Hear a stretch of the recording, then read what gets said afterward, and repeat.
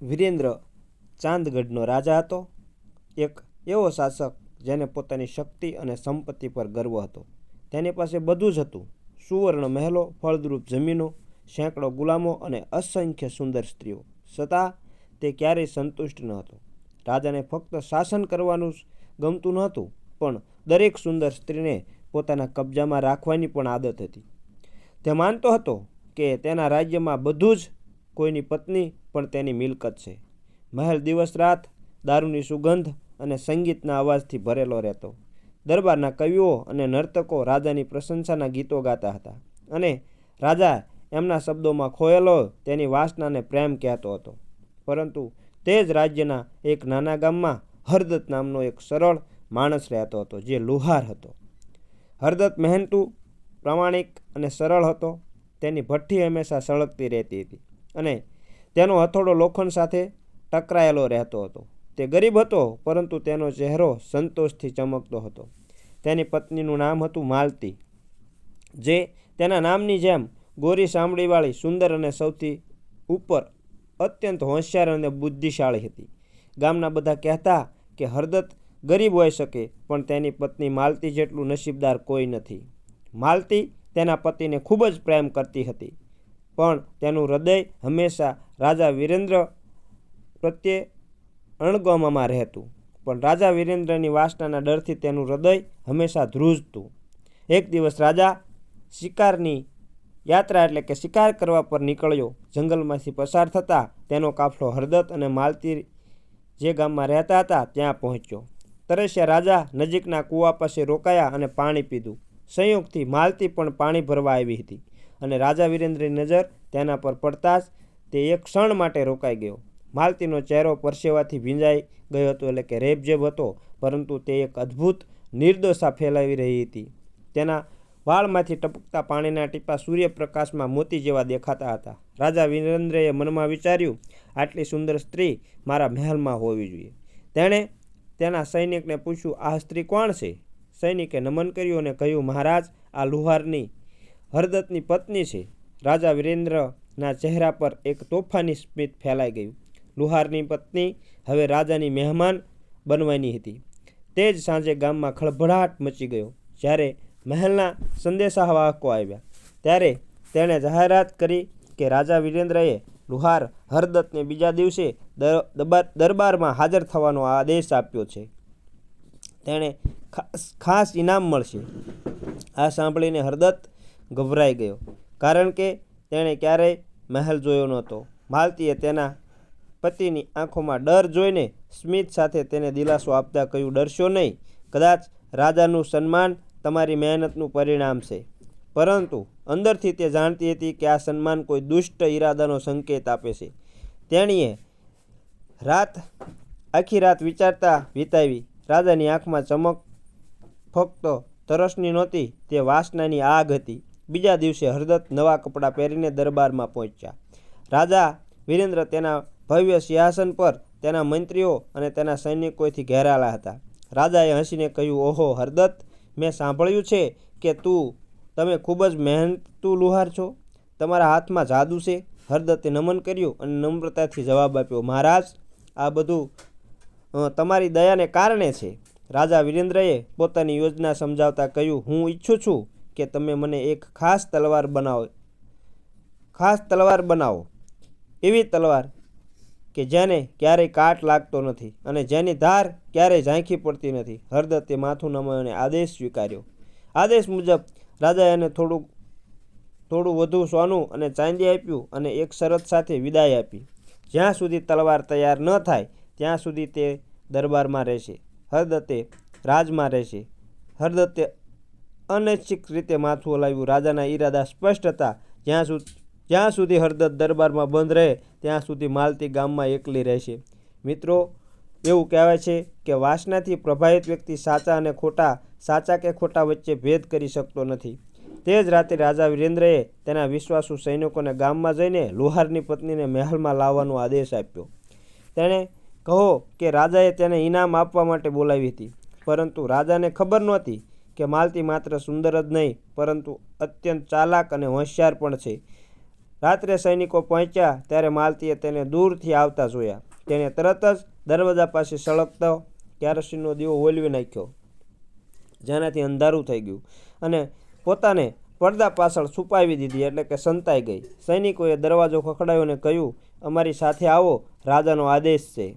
માલતીએ અંદરથી પોતાનો અવાજ બદલીને પૂછ્યું, રાજાએ શું કહ્યું હતું? તમે કયા ઇનામની વાત કરી રહ્યા છો? એક સૈનિકે જવાબ આપ્યો, રાજાએ કહ્યું છે કે તે તમારા પતિના કામથી ખુશ છે અને તમને મહેલમાં આમંત્રણ આપી રહ્યા છે. માલતીએ ધીમેથી કહ્યું, ઠીક છે, હું આવીશ, પણ મારી એક શરત છે. સૈનિકોએ આશ્ચર્યચકિત થઈને પૂછ્યું, કઈ શરત? માલતીએ જવાબ આપ્યો, હું રાજાના દરબારમાં રાણીની જેમ જઈશ, સંપૂર્ણપણે શણગારેલી, લાલ સાડી પહેરી, મારો ચહેરો સ્કાર્ફથી ઢાંકેલો હોય, એટલે કે રૂમાલથી ઢાંકેલો, ઓઢણીથી ઢાંકેલો રાખી, અને કાલે સૂર્યોદય સમયે, એટલે કે સવારના સમયે આવીશ. સૈનિકોને લાગ્યું કે આ કોઈ મોટી વાત નથી. તેઓએ હા પાડી અને ચાલ્યા ગયા.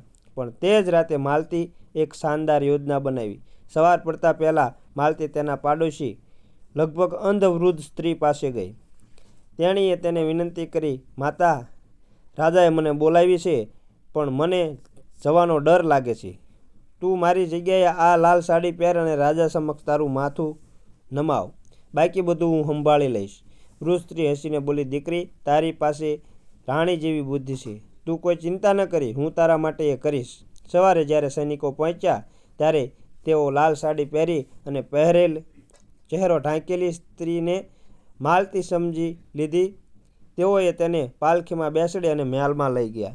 જ્યારે રાજાએ તે સ્ત્રીને પાલખીમાંથી નીચે ઉતરતી જોઈ ત્યારે તેણે સ્મિત કર્યું અને કહ્યું, આવ માલતી, આજથી તું મારી રાણી છે. પરંતુ તેણીએ પોતાનો પડદો ઉંચક્યો, એટલે કે ઘૂંઘટ હટાવ્યો, ત્યારે કરચલીવાળા ચહેરો અને દાંત વગેરેનું સ્મિત દ્વારા તેનું સ્વાગત કરવામાં આવ્યું.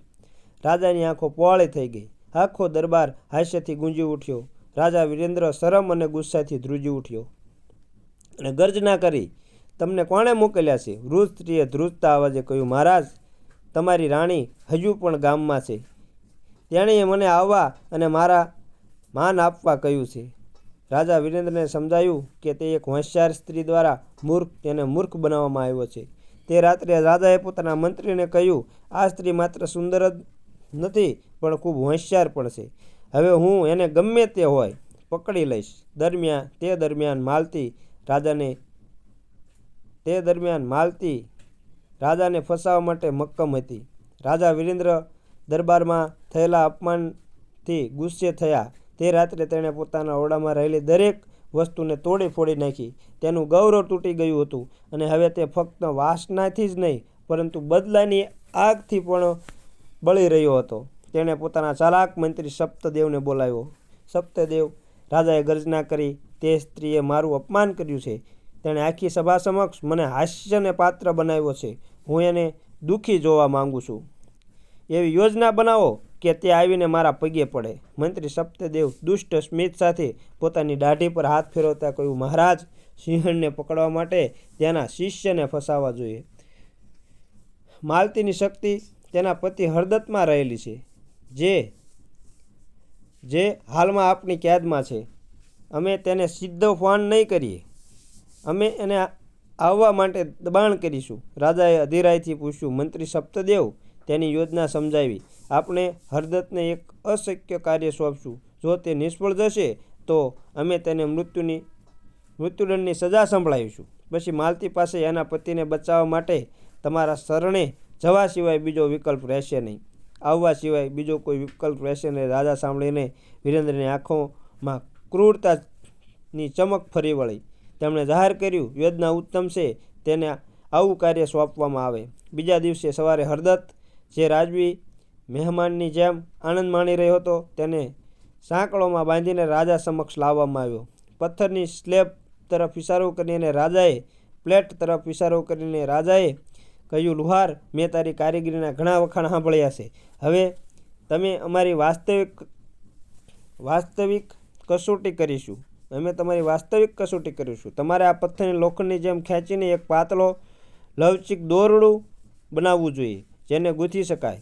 અમે તમને આ કરવા માટે 7 દિવસ સમય આપીએ છીએ.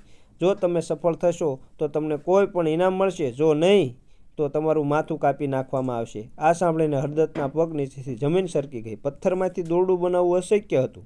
તેણે વિનંતી કરી, મહારાજ, આ અન્યાય છે. કોઈ પથ્થરમાંથી દોરડું કેવી રીતે બનાવી શકે? શાંત રહો, રાજાએ ગર્જના કરી. રાજાનો આદેશ અંતિમ છે, તેને લઈ જાઓ. સૈનિકો હરદત્તનો એક કારાગારમાં ખેંચીને લઈ ગયા અને પથ્થરની નસ પણ ત્યાં ફેંકી દીધી. હરદત્તને સમજાયું કે આ તલવાર બનાવવાનું તો બહાનું છે, પરંતુ તેણે અને માલતીને ફસાવવા માટે એક ભયાનક ફાંદો છે, એટલે ભયાનક આમની યોજના છે. તે જ દિવસે રાજા વીરેન્દ્રનો એક સંદેશાવાહક માલતી પાસે આ સંદેશ લઈને આવ્યો. તમારા પતિને એક ખાસ કાર્ય સોંપવામાં આવ્યું છે. જો એ 7 દિવસમાં પથ્થરમાંથી દોરડું નહીં બનાવી શકે તો તેને ફાંસી આપવામાં આવશે. જો તમે રાજાની સેવા કરવા માટે મહેલમાં આવવા તૈયાર છો તો તમારા પતિનો જીવ બચી જશે. દૂતના શબ્દો માલતીના કાનમાં પીગળેલા કાચની જેમ પડ્યા. તે જાણતી હતી કે રાજા હવે કોઈ પણ હદ સુધી જવા સક્ષમ છે. હરદત્ત નિરાશામાં ડૂબી ગયો. જેલમાં બેઠો બેઠો તેને પોતાના મૃત્યુની નહીં પણ માલતીની સલામતીની ચિંતા હતી. તે જાણતો હતો કે માલતી તેને બચાવવા માટે કંઈ પણ કરશે. કદાચ તે રાજા વીરેન્દ્રને શરણાગતિ પણ આપી શકે છે. મિત્રો કહે છે કે જ્યારે કોઈ વ્યક્તિ મુશ્કેલીઓથી ઘેરાયેલી હોય છે તો તેને બહાર નીકળવાનો રસ્તો ન દેખાય ત્યારે તેઓ તે માર્ગ પર ચાલવા તૈયાર હોય છે. માલતી પણ આવી જ સ્થિતિમાં હતી. તેણે માલતીને આ સંદેશ આપવો પડ્યો. પોતાની ચિંતા ન કરવી અને કોઈ મૂર્ખભર્યું પગલું ન ભરવું. તેણે ઓરડામાં એક નાનો એવો દીવો મૂકવાનું જોયું, જ્યાં દરરોજ સવારે એક કબૂતર આવીને બેસતું. હરદત્તે તેના ફાટેલા શર્ટનો એક ટુકડો કાઢ્યો અને એના પર કોલસાના કટકાથી લખ્યું, પ્રિય માલતી, પથ્થરનો દોરો મારું ભાગ્ય છે, પરંતુ રાજાના મહેલની સાંકળો ન બનો. મારો અંત આ વાર્તાનો અંત નથી. મારી ચિંતા ન કર. તેણે કાળજીપૂર્વક દોરો કબૂતરના પગમાં બાંધી દીધો. કબૂતર ઘણીવાર તેના ગામ તરફ ઉડ્યું. તે એક જુગાડ હતો, પરંતુ તે તેની એકમાત્ર આશા પણ હતી. 3 દિવસ સુધી માલતી બેચેન થઈને વિચારતી રહી કે શું કરવું. તેણીએ તેની બુદ્ધિ અને રાજા વીરેન્દ્રની ક્રૂરતા વચ્ચેનો રસ્તો શોધવો પડ્યો. ચોથી સવારે જ્યારે તે તેના આંગણામાં બેઠી હતી ત્યારે તે જ કબૂતર આવીને તેની પાસે બેઠું. માલતીની નજર તેના પગમાં બાંધેલા દોરા પર પડી. ધ્રુજતા હાથે તેણે દોરો ખોલ્યો અને હરદત્તનો સંદેશ વાંચ્યો. વાંચતી વખતે તેની આંખોમાં આંસુ આવી ગયા, પરંતુ બીજી ક્ષણે તેના ચહેરા પર એક દ્રઢ નિશ્ચય દેખાયો. હરદત્તે તેને રસ્તો બતાવ્યો હતો. હવે તેણે ફક્ત તેના પતિને જ નહીં પરંતુ રાજાના અહંકારને પણ તોડવાનો હતો. આ યુદ્ધ હવે ફક્ત પતિ પત્ની વચ્ચે જ નહીં પરંતુ ન્યાય અને અન્યાય વચ્ચેનું હતું. તેના હૃદયમાં તેણે કહ્યું, રાજા વીરેન્દ્ર, તમે પથ્થરનું બનેલું દોરડું માંગ્યું હતું. હું તમને એક એવું દોરડું આપીશ જે તમને ક્યારેય ભૂલી શકશો નહીં. માલતી ઊભી થઈ અને સીધી ગામના મુખ્ય અધિકારીના ઘર અને અન્ય આદરણીય વડીલોના ઘર તરફ ગઈ. તેના મનમાં એક યોજના બની રહી હતી, જે કાં તો તેને હરદત્તને બચાવી શકે અથવા આખા ગામ પર રાજાનો ક્રોધ લાવી શકે છે. જ્યારે માલતી ગામના મુખ્ય અધિકારી એટલે કે સરપંચ પાસે 5 સૌથી આદરણીય વડીલોના સભાસ્થાને પહોંચી ત્યારે તેનો ચહેરો ભયથી નહીં, શાંત આત્મવિશ્વાસથી ભરેલો હતો. જ્યારે વડીલોએ રાજાના સંદેશાવાહકની વાત સાંભળી ત્યારે તેઓ ગભરાઈ ગયા. સરદારે ચિંતાથી કહ્યું, દીકરી, આ એક આફત છે. રાજાનો સામનો કરીને આપણે માર્યા જઈશું. તે આખા ગામનો નાશ કરી નાખશે. માલતીએ માથું નમાયું અને કહ્યું, હું અહીં તમને રાજા સામે લડવાનું કહેવા નથી આવી, પરંતુ ન્યાય મેળવવાનો સાચો રસ્તો પૂછવા આવી છું. આપણો ધર્મ કહે છે કે લોકોનું કર્તવ્ય છે કે રાજાના આદેશનું પાલન કરવું, ખરું ને? બધાએ સંમતિમાં માથું ધૂણાવ્યું. માલતીએ આગળ કહ્યું, તો મારા પતિ હરદત્ત રાજાના સાચા સેવક હોવાને કારણે તેમના દરેક આદેશનું પાલન કરવા માગે છે. તે પથ્થરનું દોરડું બનાવવા માટે દિવસ રાત કામ કરશે. પણ એક સમસ્યા છે. એક વડીલે પૂછ્યું, શું સમસ્યા? માલતીએ નિર્દોષતાથી જવાબ આપ્યો, હરદત્ત એક સરળ લુહાર છે. તેણે ફક્ત લોખંડ જોયું છે. તેને પીગાળીને તેનો આકાર આપ્યો છે. ઓગાળીને એને આકાર આપ્યો છે. તેણે તેના જીવનમાં ક્યારેય પથ્થરનું દોરડું જોયું નથી. તેને ખબર નથી કે તે કેવું દેખાય છે, તે કેટલું જાડું છે અથવા તે કેટલું મજબૂત છે. તે રાજાને એક સામાન્ય માણસની જેમ વર્તીને તેનું અપમાન કરવા માંગતો નથી. સરદારે મૂંઝવણમાં પૂછ્યું, તો તું શું કહેવા માંગે છે દીકરી?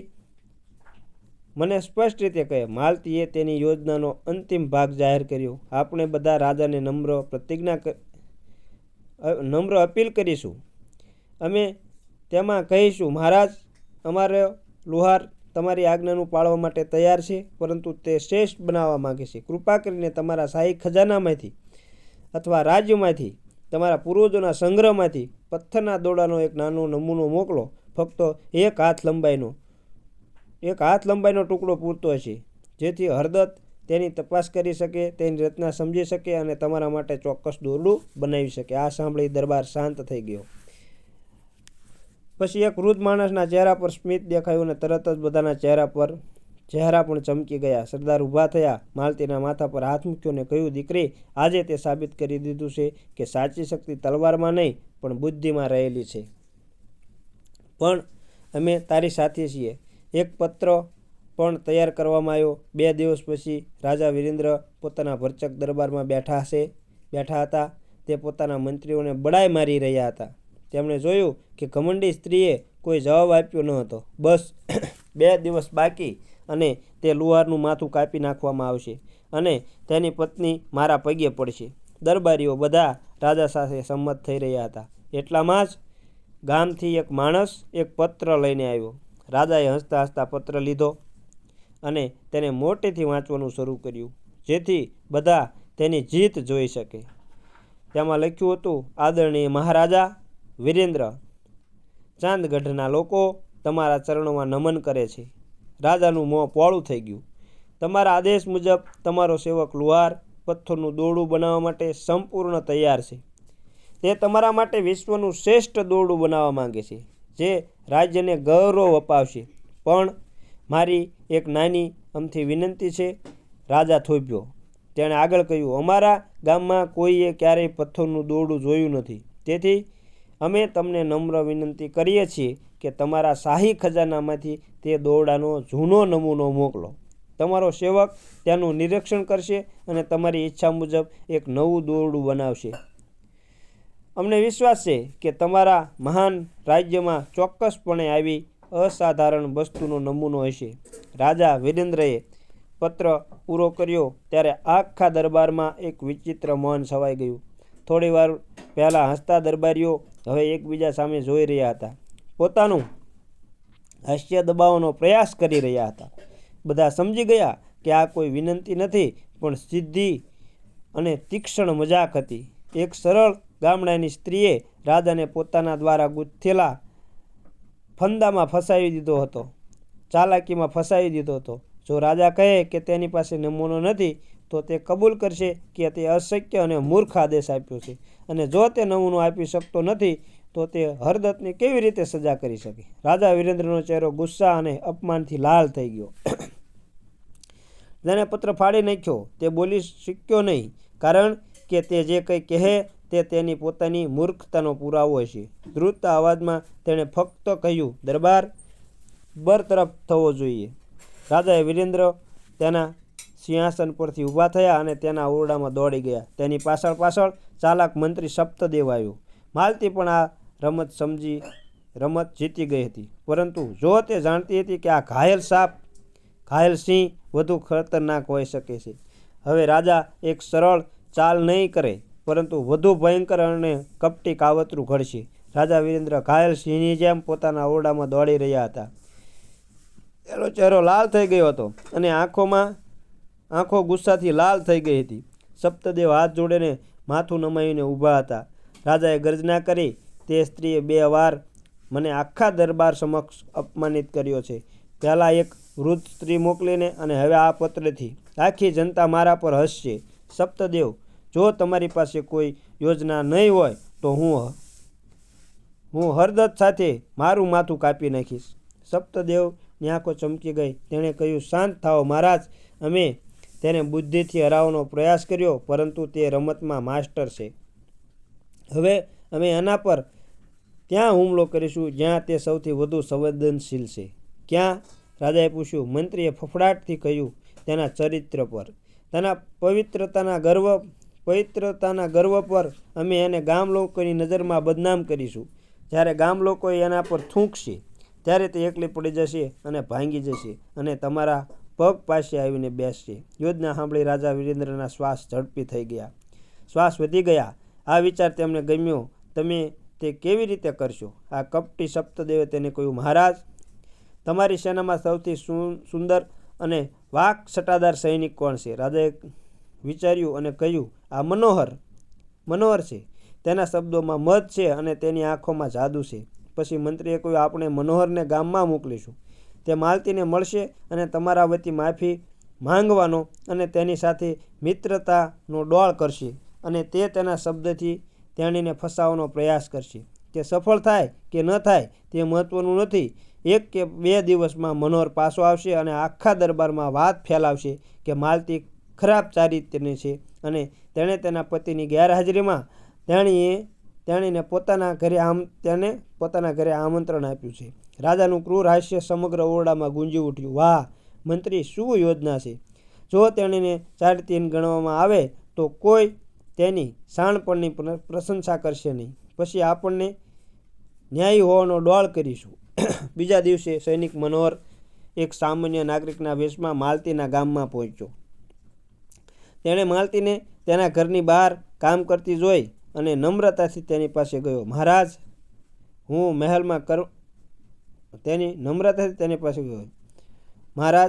મહેલમાં કર્મચારી છું અને રાજાના અન્યાયથી વર્તનથી ખૂબ જ દુઃખી થયો છું.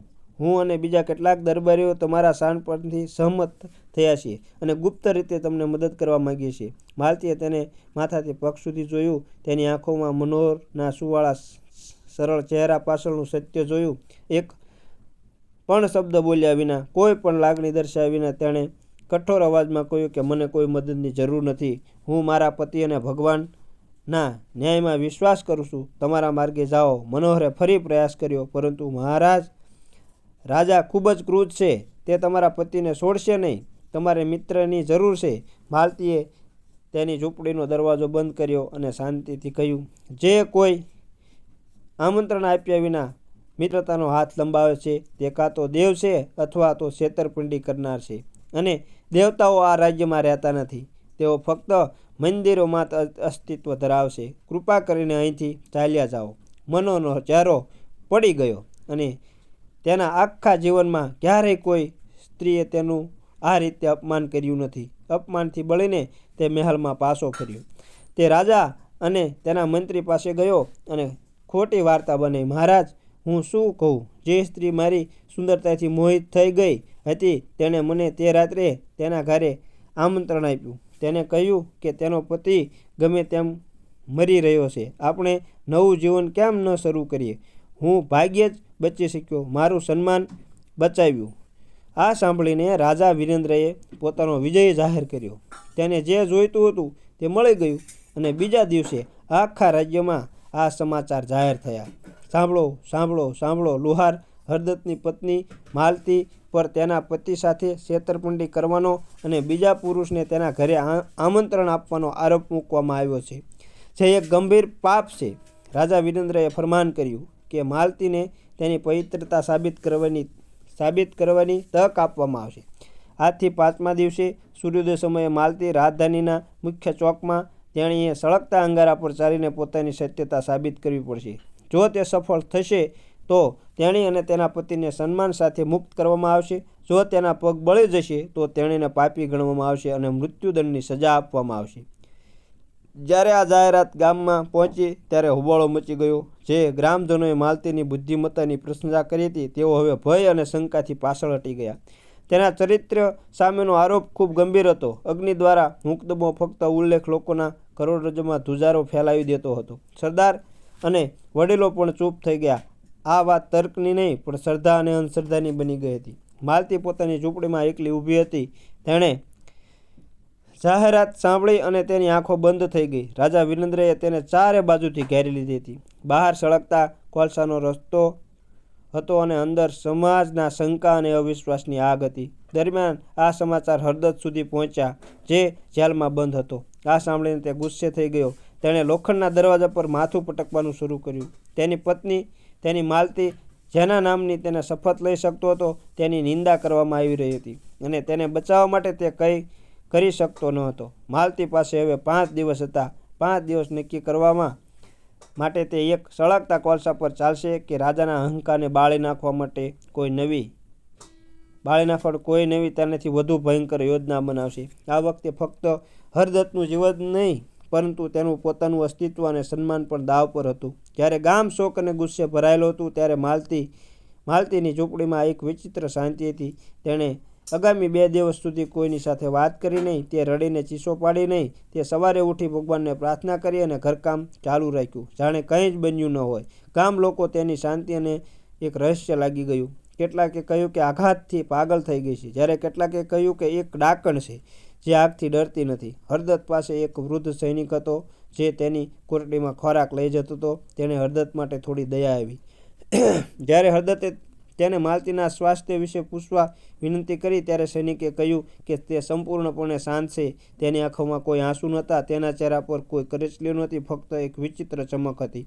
આ સાંભળીને હરદત્તની ચિંતા વધી ગઈ. તે માલતીને ઓળખતો હતો. તે જાણતો હતો કે આ શાંતિ આવનાર તોફાનની નિશાની છે. અગ્નિ પરીક્ષાના બરાબર 2 દિવસ પહેલાં માલતીને સ્નાન કર્યું, તેના શ્રેષ્ઠ કપડાં પહેર્યા અને તેની ઝૂંપડી છોડી દીધી અને રાજધાની તરફ પગપાળા ચાલી ગઈ. ગામના લોકોએ તેને જતી જોઈ. કોઈએ તેને રોકવા કે કંઈ પૂછવાની હિંમત કરી નહીં. પરંતુ માલતી રાજાના મહેલમાં ગઈ નહીં. તે સીધી રાજ્યના સૌથી મોટા મંદિરમાં ગઈ, જ્યાં મુખ્ય પૂજારી રાજગુરુ રહેતા હતા. રાજગુરુ એક જ્ઞાની અને પરંપરાગત માણસ હતા અને રાજા પણ એમના ધાર્મિક આદેશનું ઉલ્લંઘન કરવાની હિંમત કરતા નહીં. માલતી એમના પગ પાસે જઈને બેસી ગઈ. રાજગુરુએ તેની તરફ જોયું અને કહ્યું, દીકરી, અમે તમારા વિશે સાંભળ્યું છે. જો તમે પાપ કર્યું હોય તો પસ્તાવો કરો, અને જો તમે નિર્દોષ છો તો ભગવાનમાં વિશ્વાસ રાખો. માલતી હાથ જોડીને કહ્યું, હે ગુરુદેવ, મને ભગવાનમાં સંપૂર્ણ વિશ્વાસ છે, મને ભગવાનમાં સંપૂર્ણ શ્રદ્ધા છે, અને હું મારી શુદ્ધતા સાબિત કરવા માટે અગ્નિ પરીક્ષામાંથી પસાર થવા તૈયાર થઈ છું. હું અહીં કોઈ છૂટ માંગવા માટે નથી આવી. હું ખાતરી કરવા આવી છું કે આ પરીક્ષા ધર્મશાસ્ત્રો અનુસાર કડક રીતે કરવામાં આવે, જેથી કોઈ ન્યાય પર પ્રશ્ન ન ઉઠી શકે. રાજગુરુએ તેની નિર્ભયતાથી પ્રભાવિત થયા. તેમણે કહ્યું, આ કેવી ભગવાનની પુત્રી છે. તમારે સળગતા અંગારા પર ચાલવું પડશે. આ ધર્મ છે. માલતીએ નમ્રતાથી જવાબ આપ્યો, ગુરુદેવ, તમે સાચા છો. મારું શરીર અગ્નિને સમર્પિત રહેશે, પરંતુ તે અગ્નિમાંથી આવનાર ચુકાદો કોણ જાહેર કરશે? હું શુદ્ધ છું કે નહીં? શું તે એક સામાન્ય સૈનિક હશે કે મંત્રી? શાસ્ત્રો અનુસાર ભગવાન રાજા દ્વારા પોતાનો ન્યાય પ્રગટ કરે છે. રાજા પૃથ્વી પર ભગવાનનો પ્રતિનિધિ અને ધર્મનો રક્ષક છે. રાજગુરુ મૂંઝવણ હતા. તમારો મતલબ શું છે? માલતીએ પોતાનું અંતિમ સૌથી ઘાતક પગલું ભર્યું. હું ઈચ્છું છું કે જ્યારે હું અગ્નિપથ પર ચાલીશ, ત્યારે મહારાજ વિરેન્દ્ર પોતે રસ્તા પર બીજે છેડે ઊભા રહે, અને જ્યારે હું અગ્નિ પરીક્ષા પાસ કરીશ, ત્યારે મહારાજાએ પોતે મારો હાથ પકડીને મારી શુદ્ધતા જાહેર કરવી જોઈએ. જો હું એ ખરેખર શુદ્ધ છું, તો ન્યાયનું સમર્થન કરનાર રાજાને સ્પર્શ કરવાથી મને કોઈ નુકસાન થશે નહીં, અને જો હું સંપૂર્ણ પાપી છું, તો પછી અધર્મનું સમર્થન કરનાર રાજા પર મારા માત્ર સ્પર્શથી ચોક્કસ સ્પર્શી જશે. આ સાચો ન્યાય છે. ગુરુદેવ, શું તમે નથી ઈચ્છતા કે રાજ્યનો સર્વોચ્ચ ધાર્મિક અધિકારી ન્યાય પ્રક્રિયામાં વ્યક્તિગત રીતે ભાગ લે? આ સાંભળી રાજગુરુ અવાક થઈ ગયા. માલતીએ ધાર્મિક પરંપરા અને શાહી ફરજને એક એવા તર્કમાં બાંધી દીધી હતી જેનો ખંડન અશક્ય હતું. સ્ત્રીની શુદ્ધતાની કસોટી હવે રાજાની ન્યાયપણા અને હિંમતની સીધી કસોટી બની ગઈ હતી. જો રાજા ના પાડે તો તેનો અર્થ એ થશે કે તેને પોતાના ન્યાયમાં વિશ્વાસ અભાવ હતો. તેઓ પાપી સ્ત્રીને સ્પર્શ કરવાથી ડરતા હતા. રાજગુરુ પાસે આ ધાર્મિક રીતે યોગ્ય માંગણી સ્વીકારવા સિવાય કોઈ બીજો વિકલ્પ નહોતો. જ્યારે રાજગુરુએ રાજા વિરેન્દ્રને શરત કહી, ત્યારે તેઓ એમના સિંહાસન પરથી કૂદી પડ્યા. આ અશક્ય છે.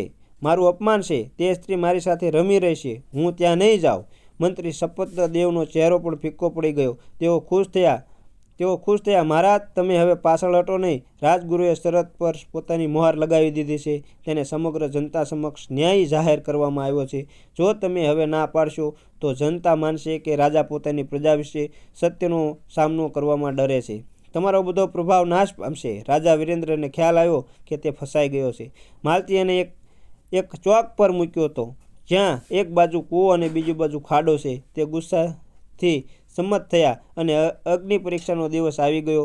રાજધાનીના મુખ્ય ચોકમાં લોકોનો ભરાવો હતો. 7 ફૂટ લાંબો અને 2 ફૂટ પહોળો રસ્તો ચમકતા લાલ કોલસાથી તૈયાર કરવામાં આવ્યો હતો. એક બાજુ માલતી શાંત સ્થિર અને બીજી બાજુ રાજા વીરેન્દ્ર કપાળ પર પરસેવાના મણકા અને આંખોમાં ભય સ્પષ્ટ દેખાતો હતો.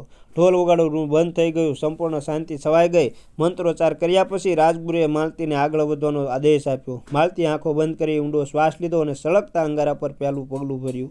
આખા ટોળાએ શ્વાસ રોકીને માલતીનો પહેલો પગ સળગતા અંગારાઓને સ્પર્શતાની સાથે જ ભીડમાંથી એક ગુંગળામણ ભરી ચીસ નીકળી. પણ માલતી અટકી નહીં. તેના પગ સ્થિર હતા. તેના ચહેરા પર ન તો દુખાવો હતો કે ન તો ભય. એવું લાગતું હતું કે તે આગ પર નહીં પણ ઠંડા પથ્થરની જમીન પર ચાલી રહી છે. બીજું પગલું ભરતા, ત્રીજું પગલું ભરતા અંગારાના ધુમાડા એને પગની આસપાસ ફરવા લાગ્યા. લોકોને લાગ્યું કે તેની ચીસ હમણાં સંભળાશે કે પછી પડી જશે. પરંતુ દરેક પગલા સાથે માલતીનો ચહેરો શાંત થતો ગયો.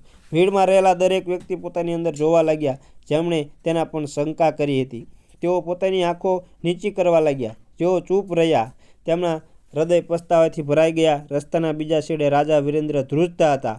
આ એ જ રાજા હતો જે યુદ્ધના મેદાનમાં હાથી પર દુશ્મનોને કચડી નાખતો, જેની તલવારથી લોહી ટપકતું, જેના નામથી આખતું રાજ્ય ધ્રુજતું. પણ આજે એના ઘૂંટણ ધ્રુજી રહ્યા હતા. કારણ કે આ તલવારોનું યુદ્ધ નહોતું, ન્યાય અને અધર્મ વચ્ચેનું યુદ્ધ હતું. માલતી અંતિમ પગથિયાની નજીક હતી. રાજગુરુનો અવાજ ગુંજ્યો, જો સ્ત્રી નિર્દોષ હોય તો અગ્નિ તેને નુકસાન પહોંચાડશે નહીં. માલતીએ છેલ્લો અંગારો પાર કરતાં જ તે રાજા વીરેન્દ્ર સમક્ષ ઊભી રહી. ભીડની નજર રાજા પર કેન્દ્રિત થઈ. ધર્મ અનુસાર રાજાએ આગળ વધવાનું હતું, તેનો હાથ પકડવાનો હતો અને જાહેર કરવાનું હતું કે તે શુદ્ધ છે. પરંતુ રાજાના શરીરે આજ્ઞા પાળવાનો ઇનકાર કર્યો. જેમની પત્નીઓએ તેને મહેલમાં આમંત્રણ આપ્યું હતું તેમના બધા ચહેરા તેની સમક્ષ ચમક્યા. આ બધી સ્ત્રીઓ, તે બધા શ્રાપ. રાજાએ એક ડગલું આગળ વધ્યા પણ અટકી ગયા. હવે તેની અંદરનો ભય સ્પષ્ટ હતો. માલતીએ પહેલીવાર પોતાની આંખો ખોલી અને રાજાની સીધી આંખમાં જોયું. કોઈ દેશ નહોતો, કોઈ વિનંતી નહોતી. તેની નજરમાં ફક્ત સત્ય હતું. તેણે શાંત સ્વરે બોલી, મહારાજ, ધર્મ કહે છે કે જે નિર્દોષને સ્પર્શ કરવાનો ડર રાખે છે તે પોતે જ દોષિત છે. આ વાક્ય તલવાર કરતાં પણ તીક્ષ્ણ હતું. ભીડ હચમચી ગઈ. રાજગુરુએ કડક શબ્દોમાં કહ્યું, મહારાજ, જો તમે ધર્મરાજ છો તો કૃપા કરીને આગળ આવો. રાજા વીરેન્દ્રનો ચહેરો ફિક્કો પડી ગયો. તેણે હાથ લંબાવવાનો પ્રયાસ કર્યો, પરંતુ જેમ જેમ તેની આંગળીઓ માલતીની નજીક પહોંચી તેમ તેમ તેની અંદરનું બધું પાપ જાગી ગયું. તેના હાથ રૂજવા લાગ્યા અને પછી રાજા અચાનક પાછળ હટી ગયા અને બૂમ પાડી, થોભો, આ બધું કાવતરું છે. ભીડ સ્તબ્ધ થઈ ગઈ. રાજાએ હાંફી ગયા. આ સ્ત્રીએ મને ડરાવે છે. તેમના શબ્દો તેમના પતનની જાહેરાત બની ગયા. રાજગુરુએ ગંભીર સ્વરમાં કહ્યું, મહારાજ, તમે પોતે સ્વીકાર્યું છે કે તમે ભયથી પ્રેરિત છો, ન્યાયથી નહીં. ભીડ ફફડાટથી ગર્જનામાં ફેરવાઈ ગઈ. લોકોએ એકબીજા સામે જોયું. ત્યારે જ જેલનો દરવાજો ખુલ્યો. બેડીઓ બાંધેલા હરદત્તને બહાર લાવવામાં આવ્યો. તેમના પગ ધ્રુજતા હતા. એની આંખો માલતીને શોધી રહી હતી. માલતીને અગ્નિપથ પાર કરતી જોઈ અને રાજા ડરથી પાછળ હટી ગયો. તેની આંખોમાં આંસુ આવી ગયા. રાજગુરુએથી મોટી જાહેરાત કરી, આ અગ્નિ પરીક્ષા પૂરી થઈ છે. અગ્નિએ આ સ્ત્રીને સ્વીકારી લીધી છે. હવે રાજાનો ભય તેના અપરાધને સાબિત કરે છે. ભીડ એક સ્વરમાં ગુંજી રહી, ન્યાય, ન્યાય, ન્યાય. રાજા વીરેન્દ્ર પાછળ હટી ગયા. મંત્રી સપ્તદેહ ભાગવાનો પ્રયાસ કર્યો પણ લોકોએ એને પકડી લીધો. રાજાએ બૂમ પાડી, હું રાજા છું, હું આ રાજ્યનો સ્વામી છું. અને પછી માલતી આગળ વધી. તેના પગ પર એક પણ દાઝવાનું નિશાન નહોતું. તેણે કહ્યું, રાજા તે છે પોતાની પ્રજાનું રક્ષણ કરે, અને જે કોઈ પોતાની વાસના સંતોષવા માટે ધર્મનો ઉપયોગ કરે છે તે ફક્ત જુલ્મી છે. રાજવી ગુરુએ સિંહાસન તરફ જોયું અને કહ્યું, આજથી વીરેન્દ્ર હવે ચાંદગઢનો રાજા રહેશે નહીં. આ સાંભળીને રાજા વીરેન્દ્ર ઘૂંટણીએ પડી ગયા. તેનું ગૌરવ, તેની શક્તિ, તેની વાસના બધું ધૂળમાં ભળી ગયું. હરદત્તને મુક્ત કરવામાં આવ્યો. માલતીએ એનો હાથ પકડ્યો અને તેમની આંખોમાં આંસુ આવી ગયા. પરંતુ તે દુઃખના આંસુ નહોતા, તે વિજયના આંસુ હતા. જે તલવારથી નહીં પરંતુ શાણપણ, ધીરજ અને સત્યથી પ્રાપ્ત થયા હતા. અને થોડા મહિનાઓ પછી ચાંદગઢમાં એક નવું શાસન આવ્યું. એવું શાસન કે જ્યાં રાજા નહીં પણ ધર્મ સર્વોચ્ચ શાસન કરતો હતો. અને હરદત્તની ભટ્ટી ગામમાં ફરી સળગી રહી હતી. પરંતુ હવે તેને ફક્ત લોખંડ ટીપતો ન હતો. તે પેઢી દર પેઢી કહેતો, એક વાર્તા બનાવતો. જો કોઈ સામાન્ય સ્ત્રી સત્ય અને શાણપણ માટે ઊભી રહે તો મહાનતમ રાજા પણ તેની આગળ ધ્રુજે છે. મિત્રો, તમને આ વાર્તામાં કયું પાત્ર સૌથી વધુ ગમ્યું? કૃપા કરીને અમને ટિપ્પણીમાં જણાવજો. આગામી માહિતીપ્રદ વાર્તામાં મળીશું. મિત્રો, આમાં અમારી વાર્તા પૂરી થાય છે. અને જો અમારી વાર્તા સારી લાગી હોય તો અમારી ચેનલને લાઇક, શેર અને સબસ્ક્રાઈબ જરૂર કરજો. અને કોમેન્ટમાં જય માતાજી લખવાનું ભૂલતા નહીં, જય શ્રી કૃષ્ણ લખવાનું ભૂલતા નહીં. અને ચેનલ પર નવા હોય તો હું તમને વિનંતી કરું છું, અનુરોધ કરું છું કે અમારી ચેનલને સબસ્ક્રાઈબ જરૂર કરી લેજો. અને સાથે સાથે બેલ આઇકનને પણ દબાવી દેજો, જેથી કરી અમારી વાર્તાનું નોટિફિકેશન સૌથી પહેલાં તમને મળે અને તમને અમે આવી નવી અને રસપ્રદ વાર્તાઓ પીરસતા રહીએ. તો જય માતાજી મિત્રો.